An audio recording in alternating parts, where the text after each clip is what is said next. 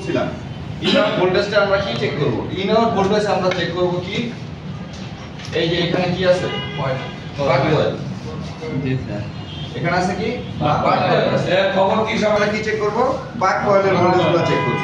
আর কি চেক করব? এই যে হাই এলডিও, লো এলডিও।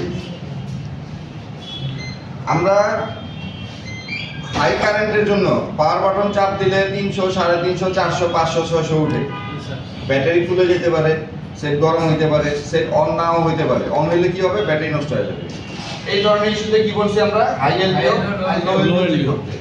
আর যেগুলো আমার পাওয়ার সুইচ চাপ দেওয়ার আগেই অটো রিডিং দেখাচ্ছে, হাফ শট দেখাচ্ছে, ফুল শট দেখাচ্ছে, সেই ক্ষেত্রে আমরা কোথায় কাজ করব? ঠিক এই এতটুকু, এই অংশটি। হাফ শট, ফুল শট, যেই শটগুলোই থাকুক, আমার পাওয়ার বাটন চাপ দেওয়ার আগে শট দেখাচ্ছে। যত ধরনের শট, সেই শটগুলো আমরা কাজ করব কোথায়?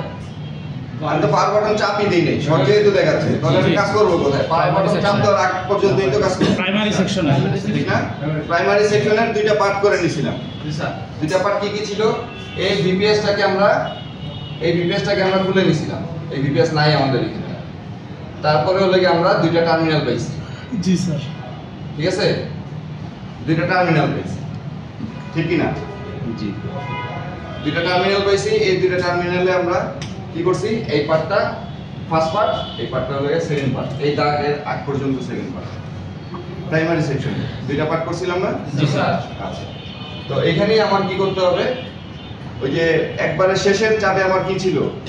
পাওয়ার বাটন চাপ দেওয়ার আগেই যে অটো কারেন্ট দেখাচ্ছে, সেই কারেন্টের জন্য আমরা কি করব? সেটা ধরেন হাফ শট হোক আর ফুল শট হোক, যেমনই শট হোক, আমি কাজ করব কোথায়?